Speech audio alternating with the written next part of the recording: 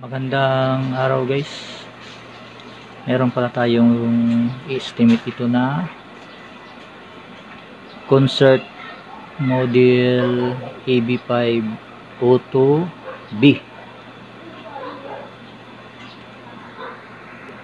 Bali ito guys, i-check lang muna natin, i-estimate natin kung magkano yung magastos ng may-ari. Bali yung amplifier na to guys, galing na sa ibang shop. Bali pinull out lang ng may-ari. Hindi natin alam kung anong reason niya, bakit pinull out niya. Hindi na natin na itanong. Bali nag-iwan lang siya ng number to guys. Yan. Yung may-ari pala nito si Sir Ricky. Ito yung number niya. Iniwan lang niya kung ano, para matawagan siya kung magkano yung gagastusin ng amplifier niya. Bali ito guys, yung ampli na to wala nang mga tornilyo nung dinala dito. Hindi na daw na ibalik ng technician. Bali may sinabi yung may-ari na may mga pinalitan na daw siya dito na parts, kaya merong tinanggal dito na mga piyesa na hindi na ibalik na. Ayun guys, bubuksan lang natin para makita natin yung loob. Okay, buksan natin guys. Bali tatas lang natin yung camera natin. Ayan. Kasi ito wala ng mga tornilyo.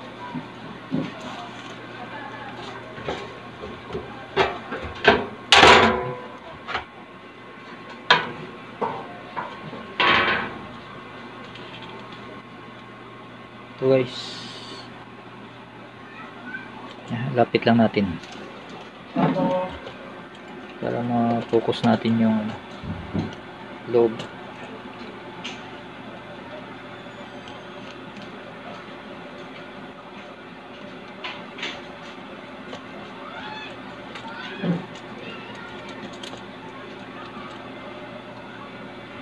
Bali ito guys yung pan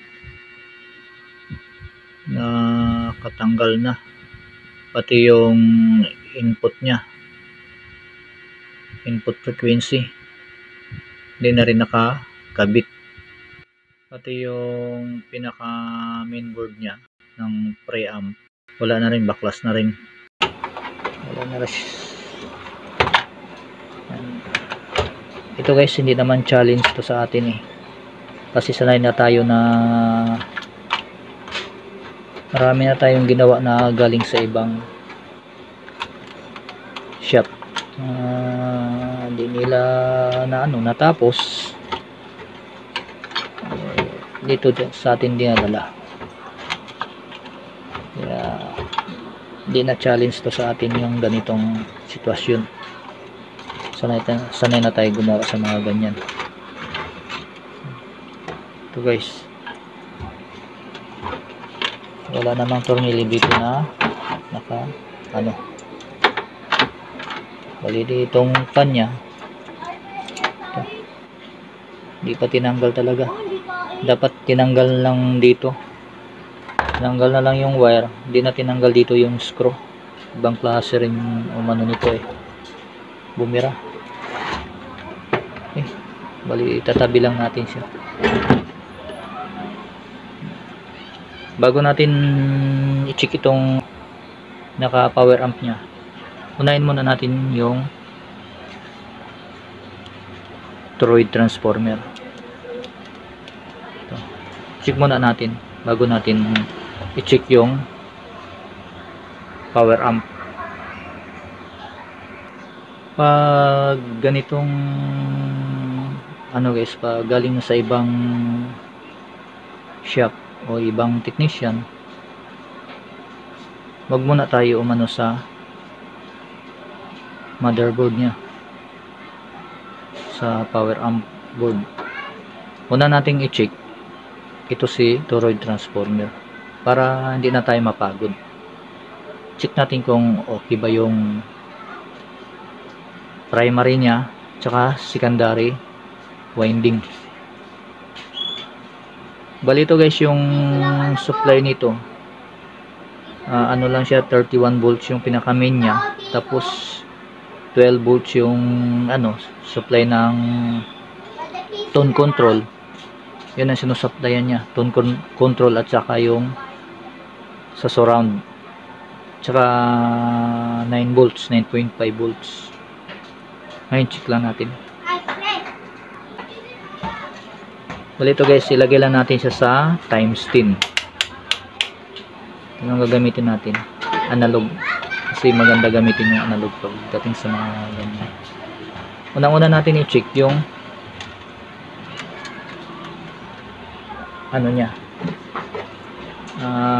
primary. Ngaling natin to.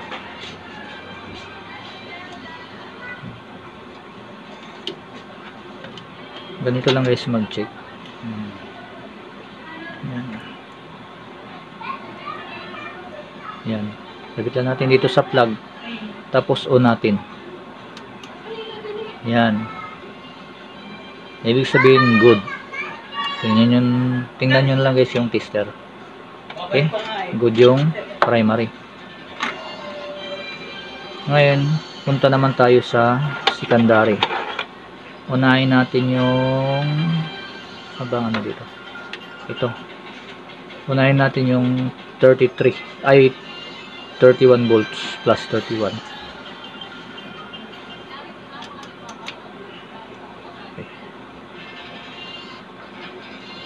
Yan guys, dito guys sa pag-check ng transformer, kahit baliktaran kasi wala siyang polarity. Okay, so guys, good yung ito, ulitin natin na interact tayo. Good yung 31 volts plus 31. Dito naman tayo sa 12 volts. 12 volts plus 12 volts. Yan. Good din. Yan, good. Ngayon dito naman tayo sa 9 volts. Yan guys, na ano yung ano natin kasi may tumatawag. Okay guys, ito na yung board nya. Ano natin. Yan. Yan. Daming kulang guys, tingnan nyo. Lagyan natin ang ilaw. Silaw ito lang. Zoom in lang natin. Ito guys. Yan. Tingnan yung ang dami.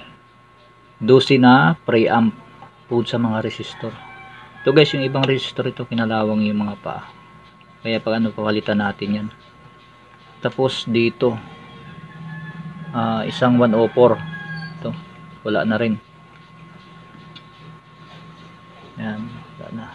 Tapos isang bias control.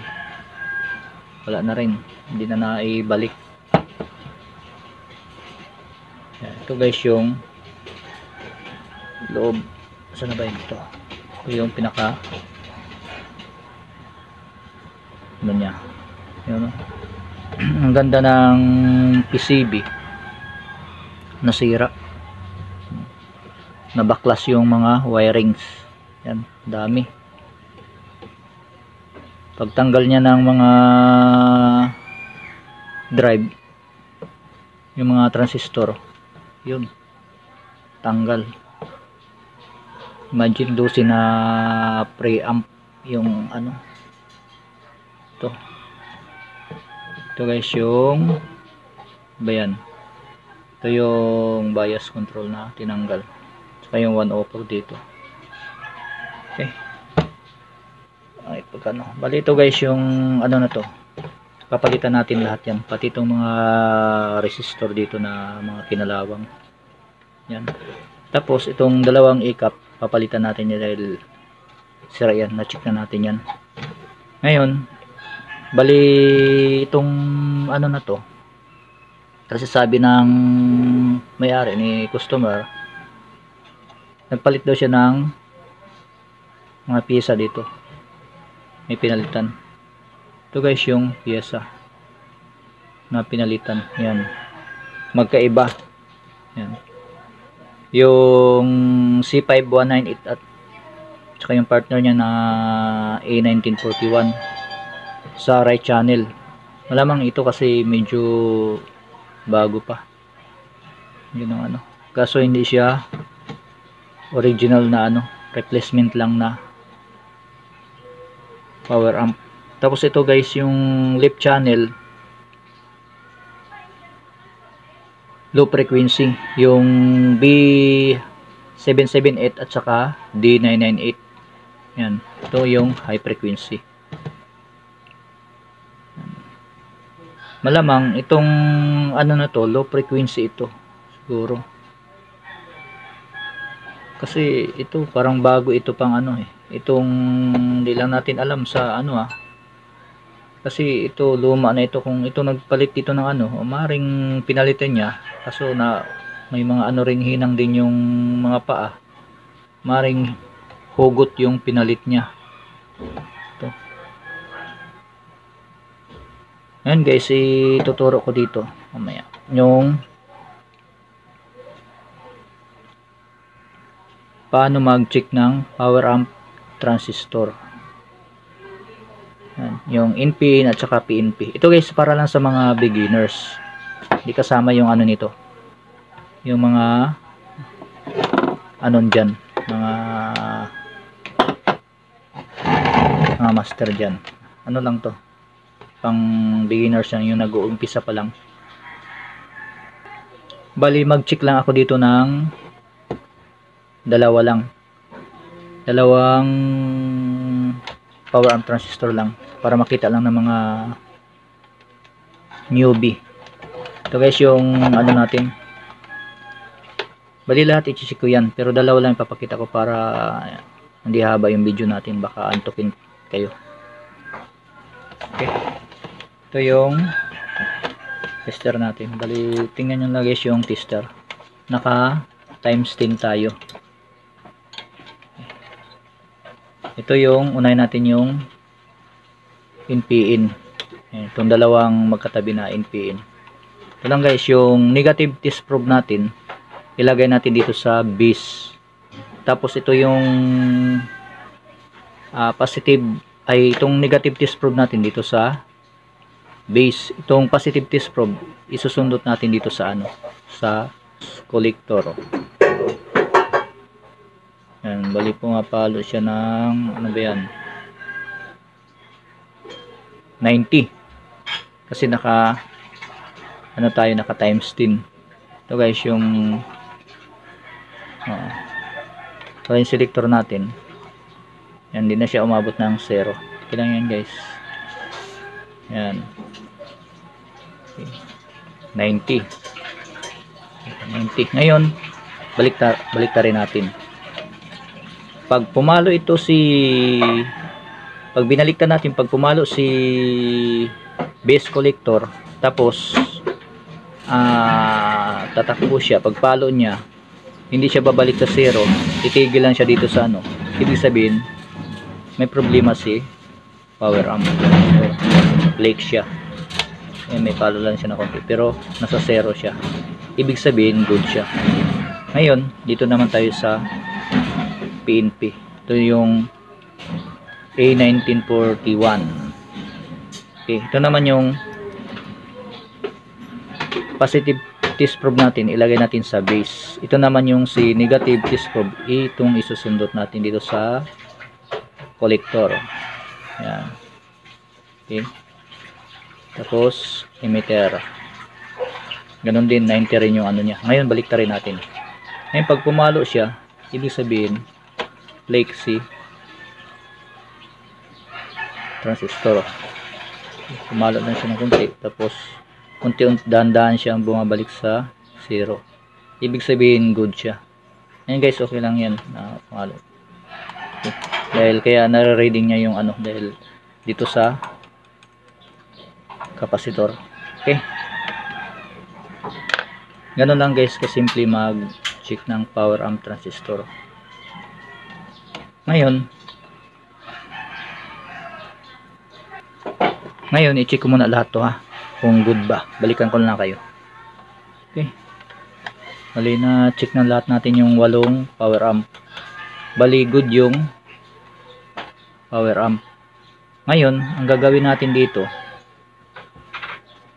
hindi na natin papalitan yung 4 dito. Yung kabilang channel low frequency, yung kabilang channel naman, yung right channel high frequency, magmo-modify lang tayo. Dito na lang tayo magpapalit sa bias. Kailangan yung bias niya low frequency din, kasi ang gamit niya high frequency, hindi pwede ho yun. Okay, abangan nyo lang guys. Bali ano man natin sa may-ari kung itutuloy ba niya. Ngayon abangan nyo na lang yung gagawin ko dito kung ituloy. Okay, hanggang dito na lang. Salamat sa panonood niyo.